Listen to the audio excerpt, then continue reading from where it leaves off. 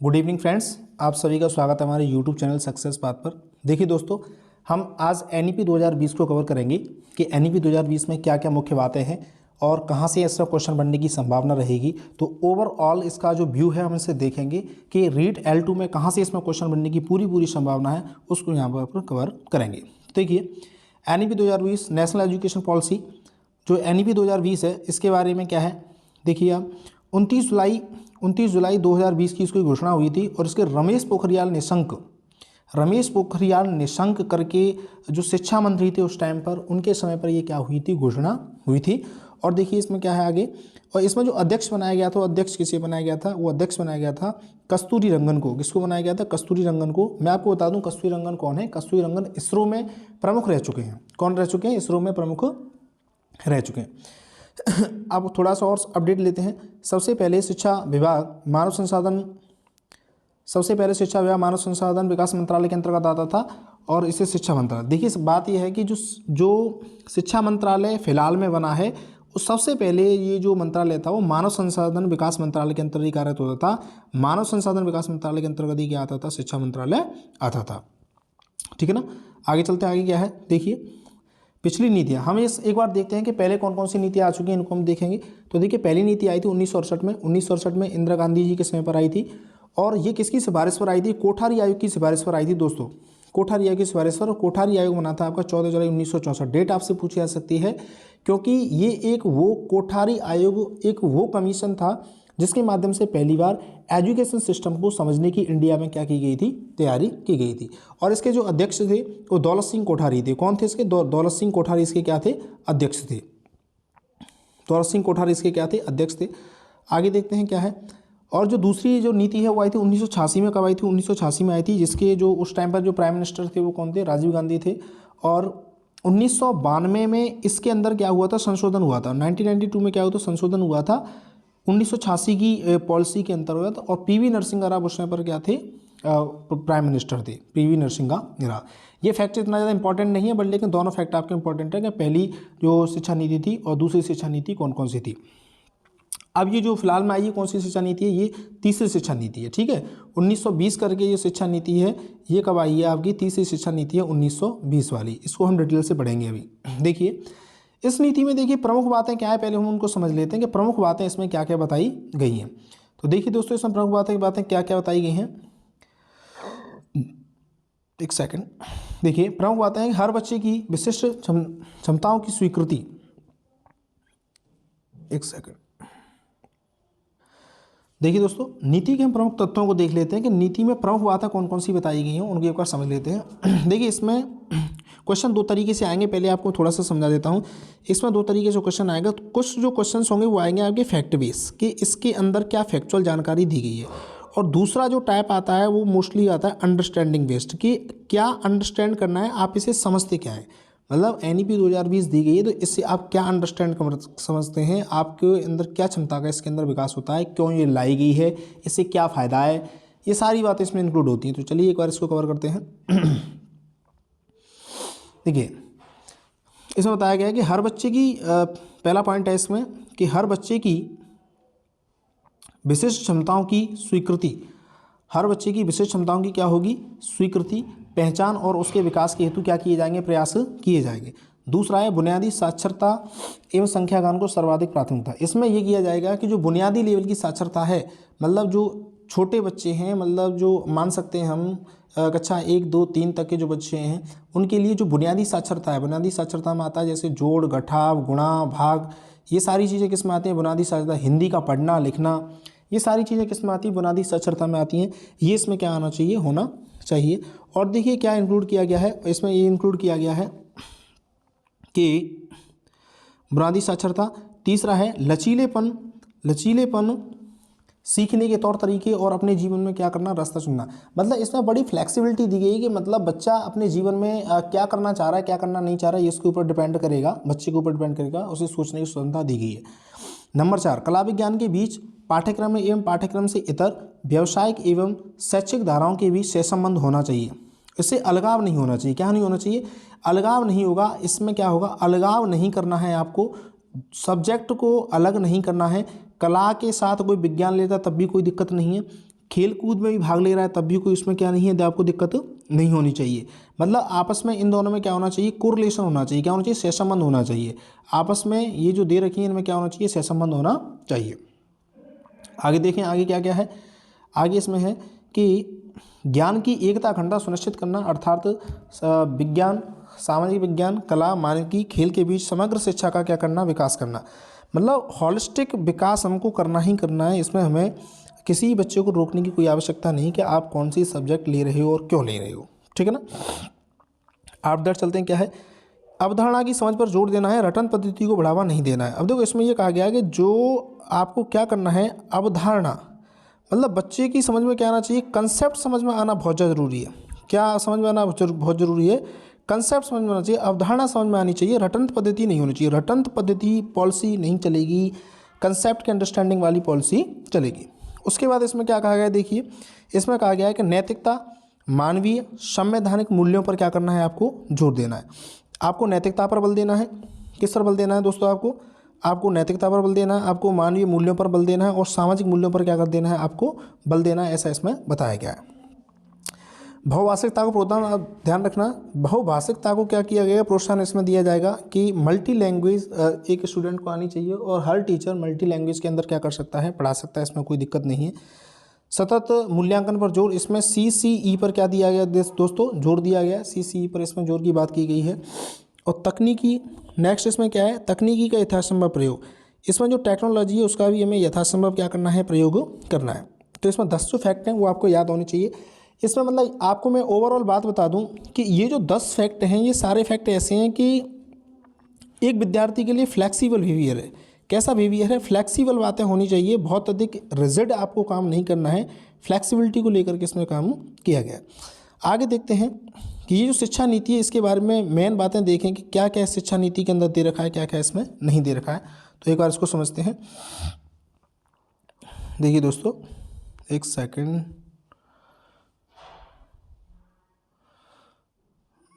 क्या हो गया, एक सेकंड। देखिए दोस्तों, शिक्षा नीति के बारे में बात करते हैं कि देखिए पहले से जो शिक्षा नीति चल रही थी, एक शिक्षा नीति तो पहले से चल रही थी हमारी, एक शिक्षा नीति तो हमारी पहले से चल रही थी और बाद में कौन सी आई, दूसरा शिक्षा नीति है। सबसे पहले हम नवीन शिक्षा नीति को समझते हैं कि नवीन शिक्षा नीति में क्या कहा गया है। तो नवीन शिक्षा नीति का जो सिद्धांत है वो है 53-34 करके 5334। आप इसको 5334 की जगह आप कैसे याद रखें, 5334 को ऐसे याद रख लें। पहले आपने क्या लिख लिया, 5 लिख लिया, फिर क्या लिख लिया, या फिर इधर 4 लिख लिया और बीच में 2 बार क्या कर देना, 3-3 कर देना है। इस तरीके से आपको याद रखना है। अब इस बात को समझें, ये आपका मेन सूत्र है। यहाँ से आपको क्वेश्चन पूछने की मेरे अनुसार तो पूरी संभावना रहेगी। यहाँ से आपका क्वेश्चन पूछा जाएगा कि नई शिक्षा नीति का जो सिद्धांत है वो अपना कौन सा सिद्धांत है। तो ये नई शिक्षा नीति का सिद्धांत, अब इसको समझ लेते हैं एक बार। ये है क्या सिद्धांत, इसमें होता क्या है।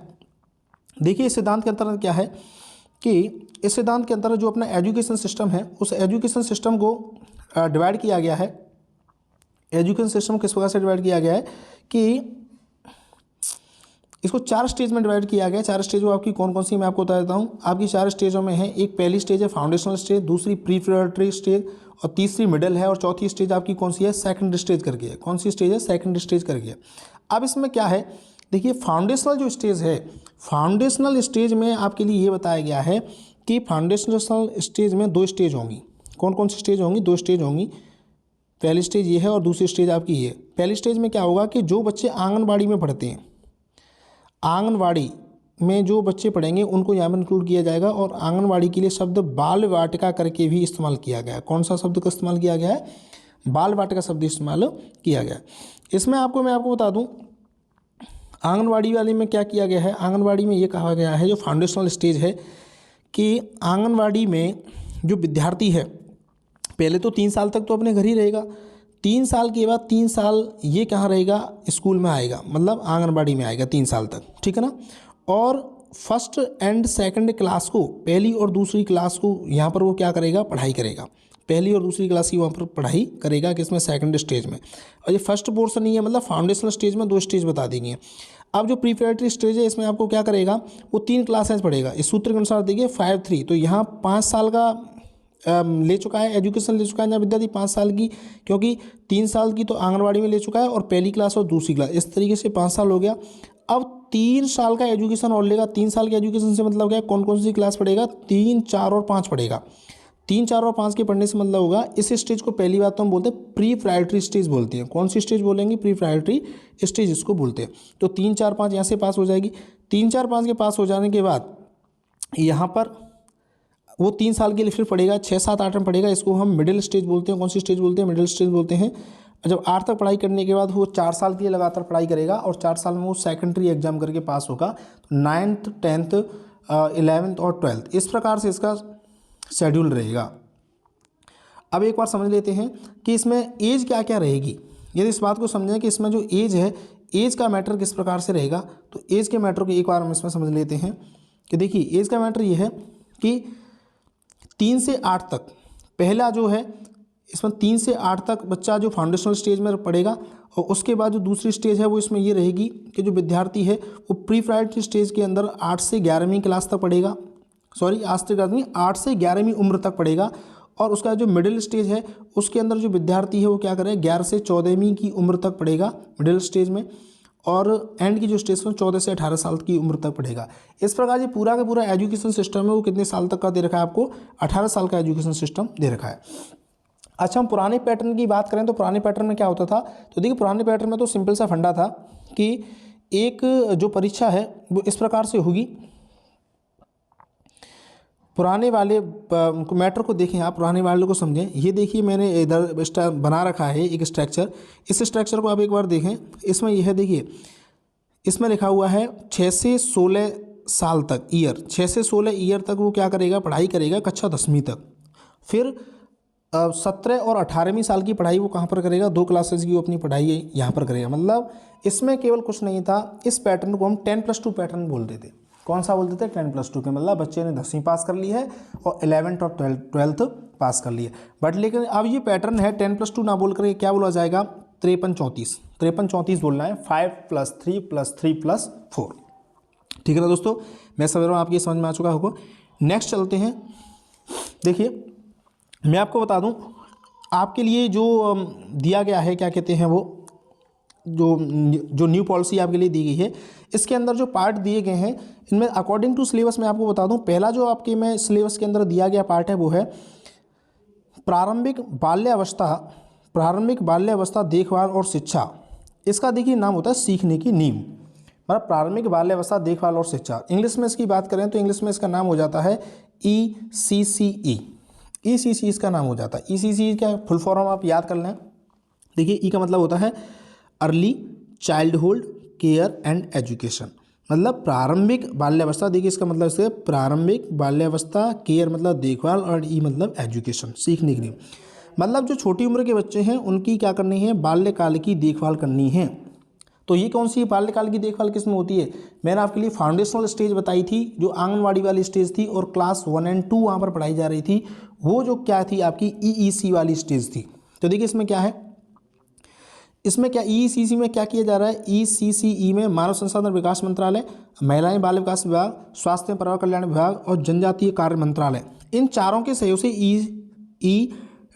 ECCE को क्या किया जा रहा है, संचालित किया जा रहा है। तो देखिए दोस्तों क्वेश्चन यहाँ से बन सकता है कि जो ECCE है इसे किसके द्वारा संचालित किया जा रहा है। तो 4 जो डिपार्टमेंट है, MHRD है, मानव संसाधन विकास मंत्रालय, महिला बाल विकास विभाग है, स्वास्थ्य एवं परिवार कल्याण मंत्रालय और जनजाति विभाग, इनके द्वारा इसको संचालित किया जा रहा है। यहाँ से क्वेश्चन ये है कि ECC की फुल फॉर्म और ये वाला, ठीक है ना, कि मानव संसाधन विकास मंत्रालय, मतलब चारों से मिलकर के ECC चल रहा है। उसके बाद चलें दूसरा है बुनियादी साक्षरता और संख्या ज्ञान। बुनियादी साक्षरता और संख्या ज्ञान ये आपके सिलेबस में दे रखा है। अब देखो बुनियादी मतलब आपको बुनियाद लेवल की तो क्या आनी चाहिए, साक्षरता आनी चाहिए, और आपको संख्याओं का क्या होना चाहिए, ज्ञान होना चाहिए, ऐसा इसमें बताया गया है। अब देखिए इसके अंदर क्या क्या है, देखो इसमें बताया गया है, हाईलाइटेड चीज़ों को मेरे को देखते चलें कि इसके अंतर्गत मूलभूत स्तर पर क्या करना है, पढ़ना है, लिखना है, अंक गणित को क्या करना है, अंक गणित है कक्षा 3 तक आना चाहिए। देखिए इसके लिए टारगेट भी गवर्नमेंट ने दे दिया गया है कि कक्षा 3 तक विद्यार्थी को वो ये आ जाना चाहिए, पढ़ना लिखना अंक गणित ये तीनों चीज़ आ जानी चाहिए, क्योंकि इस जो स्टेज का नाम दिया गया है वो है बुनियादी साक्षरता एवं संख्या ज्ञान। यहाँ से क्वेश्चन आएगा, ध्यान रखना दोस्तों कि कौन सी क्लास तक दिया गया टारगेट, कक्षा 3 तक का टारगेट दिया गया है। अब एक चीज़ और है, कौन सी साल तक इसको कवर करना है, तो देख इसका लक्ष्य है कि 2025 तक इसे प्राप्त किया जाना चाहिए। जो न्यू पॉलिसी आपकी की जा रही है तो ये कहा गया है कि कम से कम कक्षा 3 तक के बच्चों को आप इतना तो सिखा ही दें, ठीक है। 2025 तक टारगेट दिया गया है। आफ्टर दैट देखिए इसमें क्या है, दीक्षा ऐप है एक, इसके अंदर एक दीक्षा ऐप है। दीक्षा ऐप क्या करेगा कि बुनियादी साक्षरता एवं संख्या ज्ञान पर उच्च गुणवत्ता वाले भंडार उपलब्ध कराएगा। देखिए क्या है, एक ऐप है दीक्षा करके, दीक्षा ऐप पर ट्रेनिंग होती है, हमारी भी ट्रेनिंग हुई थी उस ऐप पर। उस ऐप पर क्या होता है, काफ़ी सारे मॉड्यूल आते हैं। मॉड्यूल्स का मतलब ये है कि उसमें ऐसे मॉड्यूल हैं जिसमें मतलब एजुकेशन के बारे में बताया गया कि किसी बच्चे को कैसे पढ़ाया जाना चाहिए, क्या आप पढ़ाएं, ऐसे करके एक भारत सरकार के द्वारा चालू किया गया एक इंटरफेस था।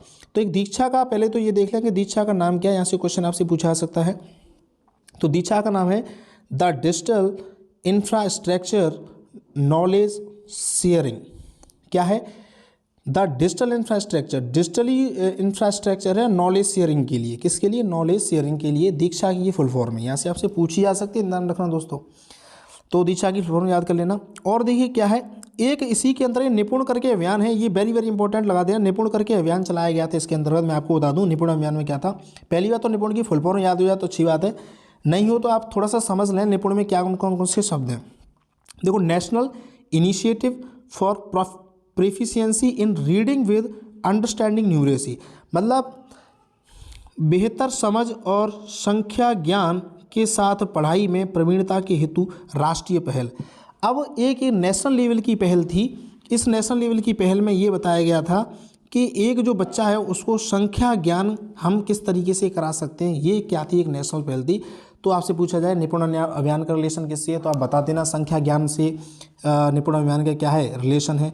और आपसे दीक्षा ऐप है, दीक्षा इसकी फुल फॉर्म पूछी जा सकती है। और 2025 तक टारगेट दिया है, ये पूछा जा सकता है। और आपसे ये पूछा जा सकता है मूलभूत स्तर पर पढ़ना लिखना के लिए क्या क्या कहा गया है, एक ये आपसे क्वेश्चन पूछा जा सकता है। अब देखिए एक और आपके सिलेबस में टॉपिक दे रखा है, आप सिलेबस एक बार पढ़ लेना। साइकोलॉजी का आपको बता दूं, एक दे रखा है स्कूलों में पाठ्यक्रम और शिक्षण शास्त्र, मतलब स्कूलों में पाठ्यक्रम कैसा होना चाहिए और उसका शिक्षण शास्त्र क्या रहेगा। तो देखो स्कूलों के पाठ्यक्रम के बारे में बता दें तो देखो पाठ्यक्रम में बड़ी फ्लेक्सिबिलिटी की गई है। पाठ्यक्रम में बताया गया है कि अधिगम समग्र होना चाहिए, एक इंटीग्रेटेड होना चाहिए और आनंददायी होना चाहिए, रुचिकर होना चाहिए। ये इस तरीके से क्या होना चाहिए, मतलब आनंददायी है, रुचिकर है, इस प्रकार का आपका क्या होना चाहिए, मटेरियल होना चाहिए, ठीक है, पाठ्यक्रम होना चाहिए। और पाठ्यक्रम में फिर देखो वही स्टेज आपको दिखाई देंगी। पाठ्यक्रम इस प्रकार से होना चाहिए। पाठ्यक्रम में कौन सी स्टेज है, देखो पहली स्टेज है वो कौन सी है, फाउंडेशनल स्टेज है। फाउंडेशनल स्टेज के बाद चलेंगे वो कौन सी स्टेज आ जाएगी, फाउंडेशनल के बाद आपकी स्टेज कौन सी आएगी, प्री प्यूबर्टी स्टेज आएगी। प्री प्यूबर्टी के बाद कौन सी स्टेज आएगी, मिडिल स्टेज आएगी। मिडिल के बाद कौन सी आएगी, सेकेंडरी आएगी। तो 4 स्टेज इनको याद कर लें, पहली stage foundation, pre puberty, middle and secondary, ठीक है ना। आगे देखिए इसमें क्या कहा गया है, रटने की प्रथा को बंद करके विद्यार्थी को वास्तविक ज्ञान की ओर ले जाना है। मतलब रटने की प्रथा बिल्कुल ही बंद कर देनी है, बच्चे को कंसेप्चुअल नॉलेज देनी है, कंसेप्ट बताना है, कंसेप्ट क्या है, ठीक है ना, ये इसमें कहा गया है। आगे और देखें इसमें क्या है, एक जो बड़ा लक्ष्य देखिए दोस्तों इसमें निर्धारित किया गया वो है कि GER 100% होगा 2025 तक। GER 100% होगा 2025 तक। अब GER क्या होता है मैं आपको बता दूं। GER का मतलब होता है ग्रॉस एनरोलमेंट रेशो है, मतलब बच्चे का एनरोलमेंट कहाँ होना चाहिए, स्कूल में तो होना चाहिए। ग्रॉस मतलब सभी बच्चों का, जितने भी बच्चे हैं उनका क्या होना चाहिए, उनका स्कूल के अंदर नामांकन होना बहुत ज़रूरी है। और इसमें लक्ष्य निर्धारित किया गया है कि 2030 तक 100% सभी बच्चों का नामांकन होना चाहिए, सकल नामांकन अनुपात। GER की फुल फॉर्म पूछी जा सकती है GER में, या ये पूछा जा सकता है GER का टारगेट कब तक दिया गया, तो 2030 तक का टारगेट है। या ये पूछा जा सकता है GER में कितने % का लक्ष्य लिया गया है, तो 100% का लक्ष्य लिया गया है। दोस्तों ये ध्यान रखना, इस प्रकार से इसमें क्वेश्चन फ्रेम होंगे। आगे चलते हैं। इसमें जो पाठ्यक्रम में बात की गई वो एक होती है बहुभाषावाद और भाषा की शक्ति। बहुभाषावाद को बढ़ावा दिया गया दोस्तों, मतलब मल्टी लैंग्वेज एक टीचर को आनी चाहिए। और एक क्लासरूम के अंदर यदि कोई स्टूडेंट्स भी मल्टी लैंग्वेज यूज़ कर रहा है तो उसे हीन दृष्टि से देखने की जरूरत नहीं है, उसको अप्रिसिएट करना हमारे लिए क्या है, जरूरी है। तो देखिए इसमें क्या क्या लिख रहा है, कक्षा 5 से 8 तक का माध्यम घर की भाषा, मातृभाषा, स्थानीय भाषा या क्षेत्रीय भाषा में होना चाहिए। अब देखो जो विद्यार्थी है जो कक्षा 8 तक का विद्यार्थी है तो इसके बारे में ये बता दिया गया है पहले से ही कि ये जो है पढ़ाने के लिए इसकी मातृभाषा स्थानीय भाषा में इसको नॉलेज दे जानी चाहिए, क्योंकि क्या है, जब मातृभाषा को बढ़ावा मिलेगा तो विद्यार्थी इसमें ज़्यादा सीखेगा। इसमें ऐसा कहा गया है कि मातृभाषा में पढ़ेगा तो विद्यार्थी ज़्यादा सीखेगा। और देखिए क्या कहा गया है, एक चीज़ और है, विद्यार्थियों को द लैंग्वेज ऑफ इंडिया पर एक प्रोजेक्ट में भाग लेना होगा। हर जो विद्यार्थी है उसको द लैंग्वेज ऑफ इंडिया करके प्रोजेक्ट चल रहा है उसमें भाग लेना पड़ेगा। और देखिए कक्षा 6 से 8 में प्रोजेक्ट चल रहा है, उसको आप याद रख रहे हैं कि एक भारत श्रेष्ठ भारत करके एक पहल चल रही है गवर्नमेंट ऑफ इंडिया की, और इसमें ये कक्षा 6 से 8 तक के लिए पहल है। इसमें आपको क्या किया जाता है, जो भी हमारी लोकल लैंग्वेज है इसके बारे में आपको जानकारी दी जा रही है। आगे चलते हैं। अब एक और टॉपिक आपके में दे रखा है सिलेबस में, शिक्षक के नाम से दे रखा है। तो शिक्षक में क्या है, देखिए आप पहले लाइन लिखी हुई है 4 वर्षीय इंटीग्रेटेड कोर्स होगा। अब देखो कोई भी टीचर कोई भी होगा जो टीचर बनना चाहेगा तो उसको क्या करना पड़ेगा, इंटीग्रेटेड कोर्स करना पड़ेगा। ग्रेजुएशन प्लस बीएड उसको 4 ईयर कोर्स करना पड़ेगा, ठीक है ना, ऐसा इसमें बताया गया। आफ्टर दैट इसमें कहा गया कि सतत व्यावसायिक विकास। अब देखो शिक्षक के लिए एक चीज़ और कही, देखो एक तो 4 साल की योग्यता, और इसमें कहा गया सतत व्यवसाय विकास, मतलब प्रत्येक जो अध्यापक है उसका भी व्यवसाय विकास किया जाएगा। तो देखो इसमें क्या है कि आधुनिक विचार ऑनलाइन ट्रेनिंग कार्यशाला, मतलब प्रत्येक अध्यापक के लिए ऑनलाइन ट्रेनिंग भी होंगी और उसकी ऑफलाइन ट्रेनिंग भी होंगी। ऑफलाइन मतलब कार्यशाला का मतलब ऑफलाइन ट्रेनिंग, ऑफलाइन ट्रेनिंग होती है, हम टीचर्स की होती हैं। अभी कुछ दिन पहले मैं ट्रेनिंग करके आया हूँ, मैं आपके लिए कंटेंट नहीं बना पाता, उसकी वजह ये थी कि शाम के 6 तो मुझे वहीं पर बच जाते थे, ठीक है ना। तो अब इसमें ये कहा गया है कि प्रत्येक कंटेंट में ये होगा कि 50 आवर पर ईयर, 50 घंटे हर साल आपको ट्रेनिंग करनी ही करनी है। ऐसा टीचर के लिए क्या कर दिया गया, टारगेट दे दिया गया है। क्योंकि ट्रेनिंग से क्या होगा, आपको सीखने को मिलेगा, मतलब टीचर भी तो सीखें। ऐसा थोड़ी है कि टीचर एक बार बन गए तो तुम विद्वान हो गए, ऐसा कुछ भी नहीं है। आपको गवर्नमेंट बार बार पर क्या देती है, ट्रेनिंग देती रहती है। एक और कहा गया है इसमें कि career management progress, career management process CMP के बारे में बताया गया। इसके अंदर CMP मतलब कैरियर को लेकर के मैनेजमेंट और प्रोसेस इसमें की जाएगी। और क्या है कैरियर को लेकर के, अब तो टीचरों के कैरियर से बात क्या है कि देखो जो कार्यकाल है, कार्यकाल में क्या होनी चाहिए, वृद्धि होनी चाहिए, पदोन्नति उसकी समय पर हो जानी चाहिए, वेतन वृद्धि भी होनी चाहिए, ये सारे काम इसमें इंक्लूड होने चाहिए, ऐसा इसमें बताया गया है। और देखिए शिक्षकों के लिए क्या है, स्कूल में विशिष्ट शिक्षकों की आवश्यकता। देखिए प्रत्येक स्कूल के अंदर विशिष्ट शिक्षक भी होने चाहिए। विशिष्ट शिक्षक से मतलब ये है कि जैसे माना कि किसी स्कूल के अंदर गूंगे, बहरे ऐसे बच्चे हैं तो उनको पढ़ाने वाला भी क्या होना चाहिए, टीचर होना चाहिए। आगे देखिए क्या कहा गया है, 2030 तक शिक्षक के हेतु निम्नतम योग्यता 4 वर्षीय की कर दिया, मैं बता ही दिया है। आगे एक और है इसमें, शिक्षक छात्र का अनुपात कितना रहेगा दोस्तों, तो शिक्षक छात्र का अनुपात सामान्य क्षेत्रों में आपके लिए कितना है, 1:30 है। सामान्य क्षेत्रों में 1:30 है, और पिछड़े क्षेत्रों में जो अनुपात है वो कितना है, पिछड़े क्षेत्रों में जो अनुपात है वो 1:25 है। कितना है, 1 इसमें 25 रहेगा। आगे चलते हैं, आगे क्या है, देखिए दोस्तों एक और आपके अंदर जो टॉपिक दिया गया है वो है समता मूलक और समावेशी शिक्षा। आप अकॉर्डिंग टू अपने सिलेबस के अकॉर्डिंग देख लेना, मैंने हर चीज़ को आपके लिए कवर करा दिया है, हर वो संभव बात बता दी जहाँ से आपके लिए क्वेश्चन बनेगा अकॉर्डिंग टू सिलेबस। आगे देखिए क्या है, समता मूलक और समावेशी शिक्षा सभी के लिए अधिगम। इसमें क्या है देखिए, शिक्षा सामाजिक न्याय और समानता प्राप्त करना। देखो शिक्षा में क्या है, शिक्षा सामाजिक न्याय और समानता। देखो शिक्षा का टारगेट क्या होता है, समानता देना है और सामाजिक डेवलपमेंट करना है। क्योंकि देखिए यहाँ एक शब्द दिया गया समता मूलक, क्या करना, समता मूलक। समता मतलब क्या होगा, समता मतलब समाज में सभी को क्या करना, समान समझना, समान बनाना। और समावेशी शिक्षा मतलब सभी को समावेश करना है इसमें, मतलब गूंगे हो, बहरे हो, ट्रांसजेंडर हो, चाहे OBC का हो, चाहे ST का हो, चाहे वो मुसलमान हो, चाहे ईसाई हो, चाहे क्रिश्चियन हो, सभी को इसमें क्या करना है, आपको समावेशित कर देना है। तो इसको पढ़ते चलते एक बार इसमें क्या दिया गया है, देखो शिक्षा सामाजिक न्याय और समानता प्राप्त कराना, सामाजिक न्याय और समानता प्राप्त कराना है। आगे दिया गया है कि SC ST OBC धार्मिक लिंग आधार ट्रांसजेंडर सामाजिक आर्थिक से वंचित बालकों की पढ़ाई में विभेद ना करना। कोई भी विभेद नहीं होगा दोस्तों, ये ध्यान रखना, इनकी पढ़ाई में भी विभेद नहीं होगा। ऐसा नहीं है कि SC वाले बच्चों की में और ट्रांसजेंडर वाले बच्चे या नॉर्मल बच्चे उनमें विभेद करके चल रहे हैं, ऐसा बिल्कुल भी नहीं होगा। और देखिए इसमें क्या कहा गया है समतामूलक वाले पोर्शन में कि CWSN इसकी फुल फॉर्म याद कर लेना दोस्तों। इस पर सरकार गवर्नमेंट बहुत ध्यान दे रही है, हर एक स्कूल से एक टीचर को नियुक्त कर दिया गया और इसकी मॉनिटरिंग होती है समय समय पर। मैं आपको बता दूं, हमारे स्कूल में भी एक टीचर आया था कि सर आपके स्कूल में कोई CWSN का स्टूडेंट है क्या, तो हमारे स्कूल में एक CWSN का स्टूडेंट था, उसका नाम भर के हमने उसमें भेजा था। तो CWSN कैसे समझें कि विशेष आवश्यकता वाले बच्चों जैसे जो दिव्यांग हैं बच्चे को अन्य बच्चों के समान गुणवत्तापूर्ण शिक्षा देना। मतलब ये जो बच्चे दे रखे हैं, ये जो छोटे बच्चे हैं और वो दिव्यांग हैं, कैसे हैं, दिव्यांग हैं, तो उनके साथ विभेद नहीं करना है, उनके लिए भी समान गुणवत्ता की क्या देनी पड़ेगी, आपको शिक्षा देनी पड़ेगी। CWSN की आप फुल फॉर्म याद कर सकते हैं। CWSN की फुल फॉर्म है children with special needs, children with special needs इसकी फुल फॉर्म है। एक और बात की गई है इसके अंदर, समतामूलक में एक और बात की गई है कि SCDG के भी बच्चे हैं। SCDG की जो फुल फॉर्म है वो क्या है, सोशियो इकोनॉमिकली डिसएडवांटेज ग्रुप, मतलब सामाजिक आर्थिक रूप से वंचित समूह। मतलब कुछ बच्चे ऐसे हैं जो सामाजिक आर्थिक रूप से वंचित हैं, तो उनके लिए भी विशेष ध्यान देना है और उनके लिए भी भेदभाव नहीं होना चाहिए।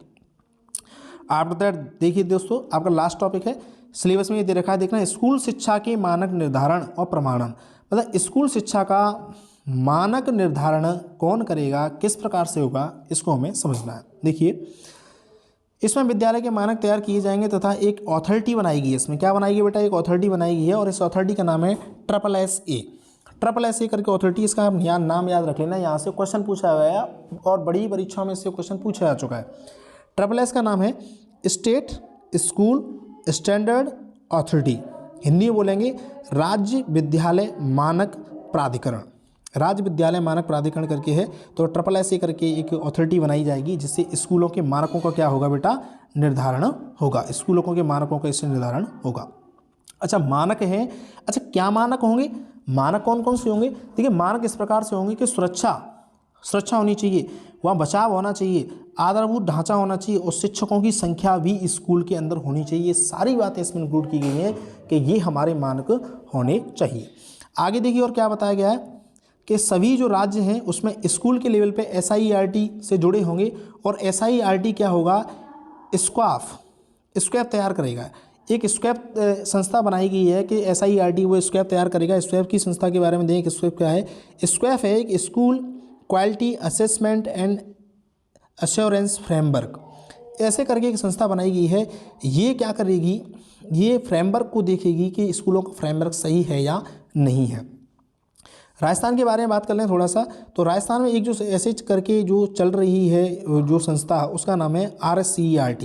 इसका जो मुख्यालय वो दोस्तों कहाँ पर है बेटा, वो उदयपुर में इसका मुख्यालय है। उदयपुर में जो मुख्यालय है RSCERT, आपसे सिंपल सा क्वेश्चन पूछ लिया जाएगा, और नहीं तो ये थोड़ा सा टफ क्वेश्चन बनाया तो वहाँ से क्वेश्चन ये पूछा जाएगा कि इसकी फुल फॉर्म क्या है। तो फुल फॉर्म देखिए है Rajasthan state council of education research and training, ऐसे करके इसकी क्या है फुल फॉर्म है, आप इसको याद कर लेना। और देखिए दोस्तों क्या है इसके अंदर, हाँ एक और है, ये परीक्षा बहुत इंपॉर्टेंट है, इसको याद कर लेना। एक नेशनल लेवल की परीक्षा होगी, नेशनल अचीवमेंट सर्वे, इसको बोलते हैं नास। अपन लोकल लैंग्वेज में जब बात करते हैं सारे टीचर्स बोलते हैं भैया नास की परीक्षा और होने वाली है, तो नास की परीक्षा क्या है, इसको नेस बोलते हैं वैसे, तो ये है नेशनल अचीवमेंट सर्वे। मतलब राष्ट्रीय लेवल का एक अचीवमेंट का क्या होगा, सर्वे होगा, ठीक है, राष्ट्रीय लेवल का अचीवमेंट्स का सर्वे होगा कि परीक्षा, और इसके थ्रू एक परीक्षा ली जाएगी, उसका नाम क्या है, परख। क्या है उसका नाम, परख है बेटा। परख करके एक परीक्षा ली, आपसे क्वेश्चन ये पूछा जाएगा कि उस परीक्षा का नाम बताइए जो मतलब नेशनल लेवल से संचालित होती है, तो उसका नाम है परख। क्या है, परख। अब परख की आप एक बार फुल फॉर्म देखें, देखिए परख PARKH, मैं आपको परख की फुल फॉर्म बता दूंगा, मैंने लिख रखी है इसकी फुल फॉर्म। थोड़ा सा क्या करते हैं, अन्य फैक्ट्स भी हैं इससे रिलेटेड, कुछ इंपॉर्टेंट फैक्ट्स हैं, ये भी आपको पता होना चाहिए। वैसे तो मोस्टली वहाँ से आपको क्वेश्चन मिल जाएगा, फिर भी ये भी आपको पता होना जरूरी है।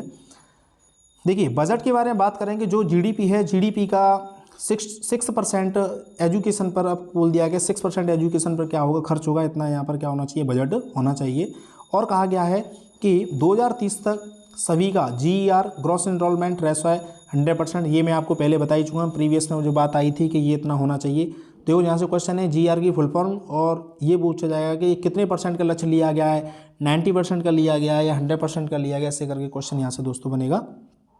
और देखिए अब ये जो हमने नवीन शिक्षा नीति जो आज पढ़ी है, मैं आपको बता दूं नवीन शिक्षा नीति ये क्या है, 4 भाग हैं दोस्तों। कितने भाग हैं? 4। इसके 4 भागों में इसको बताया गया। इसके 4 भाग कौन कौन से? पहला जो भाग है वो है स्कूल शिक्षा। पहला भाग कौन सा? स्कूल शिक्षा। और दूसरा भाग है उच्च शिक्षा, मतलब कॉलेज वाली शिक्षा।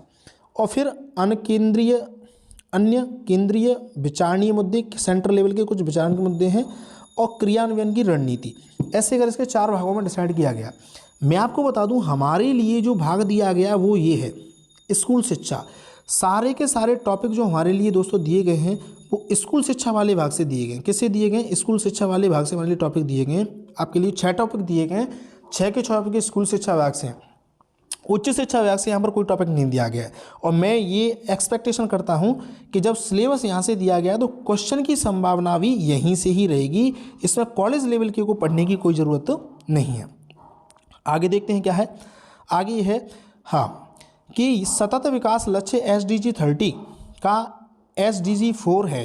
अब देखिए, अब ये हुआ था कि अपने देश ने डिसाइड कर रखा है कि सस्टेनेबल डेवलपमेंट गोल है 2030 तक हमको प्राप्त करने हैं, ठीक है ना। और उसमें एजुकेशन का जो गोल है वो 4th नंबर पर आता है। कौन से नंबर पर आता है बेटा? 4th नंबर पर आता है। और 4th नंबर पर जो SDG आता है और वो किससे रिलेटेड है? शिक्षा से रिलेटेड है। आपसे पूछा जा सकता है क्वेश्चन कि SDG का कौन सा भाग है जो शिक्षा से रिलेटेड है? तो कौन सा भाग है बेटा? 4थे नंबर का जो भाग है SDG 4 है उससे जुड़ा हुआ है। अब SDG की फुल फॉर्म पूछी जा सकती है, तो देखो सस्टेनेबल डेवलपमेंट गोल्स करके इसकी क्या है, इसकी फुल फॉर्म है। आप इसको याद कर लें। अब देखो NEP के स्तंभ, ये स्टार लगा लेना, यहाँ पर क्वेश्चन बनने की संभावना है कि NEP के कौन कौन से स्तंभ माने गए। तो NEP का जो स्तंभ है वो है AAEQ इनके स्तंभ है। AAEQ से मतलब क्या है? देखिए, A का मतलब है असेस। पहले A का मतलब है असेस, मतलब असेस होना चाहिए कि मतलब एजुकेशन के लिए असेस होना चाहिए, पहुंच सुनिश्चित होनी चाहिए कि हर विद्यार्थी तक इसकी क्या हो जाए, पहुंच सुनिश्चित हो जाए, हर विद्यार्थी तक एजुकेशन पहुंचनी चाहिए। उसके बाद क्या है? सेकंड डे मतलब अफोर्डेबल। अब देखो एजुकेशन क्या अफोर्डेबल भी तो होनी चाहिए। यदि एजुकेशन को बहुत अधिक महंगा कर देंगे तो क्या होगा? कोई जो गरीब बच्चा है वो तो पढ़ ही नहीं पाएगा। तो एजुकेशन असेस होनी चाहिए, एजुकेशन अफोर्डेबल होनी चाहिए, एंड एजुकेशन इज अकाउंटेबल। कैसी होनी चाहिए? अकाउंटेबल, मतलब एजुकेशन के से एक उत्तरदायित्व निर्धारित होना चाहिए कि ये काम होना ही होना है, उसकी रेस्पॉन्सिबिलिटी है, उसका उत्तरदायित्व है। और एक और जो बात है इक्वालिटी। अब देखो समानता, बहुत देर से बात की जा रही है समानता की, तो देखिए एजुकेशन के अंदर क्या है, समानता का होना बहुत ज़्यादा जरूरी है। यदि आप एजुकेशन में भी विषमता कर रहे हो तो दिक्कत है, तो एजुकेशन में समानता होना बहुत जरूरी है, तो समानता होनी चाहिए। उसके बाद है क्वालिटी। क्या है? क्वालिटी, गुणवत्ता। अब ऐसा है कि इसमें क्वालिटी होना जरूरी है, ऐसा नहीं है सारी चीज़ें हैं बट लेकिन इसमें क्या है? क्वालिटी नहीं है। तो आपसे यहाँ से क्वेश्चन दोस्तों पूछा जाएगा, तो आप इसको आंसर को देके आना कि NEP के कौन कौन से स्तंभ है। तो याद रखना AAA में assess, affordable, accountable, equality and the quality. Next देखिए, परख की फुल फॉर्म के बारे में बात कर रहा था। परख जो परीक्षा थी, मैंने बताया था कि नास नेशनल लेवल पर जो परीक्षा जो निर्धारित होती है उसमें ये जो बात थी, मैं आपको बता दूं कि जो नास की परीक्षा के बारे में बताया था, तो परख नाम से परीक्षा होती है। परख नाम से परीक्षा का जो फुल फॉर्म देखें तो PA का मतलब है परख, P मतलब परफॉर्मेंस असेसमेंट, RA मतलब रिव्यू एंड एनालिसिस, और KH मतलब knowledge for holistic development. Holistic development आप समझते हो कि मतलब समग्र विकास। इसकी हिंदी में फुल फॉर्म देखें तो ये है कि प्रदर्शन, मूल्यांकन, समीक्षा एवं समग्र विकास के लिए ज्ञान का क्या करना, विश्लेषण करना। नेक्स्ट और देखते हैं इसमें क्या है।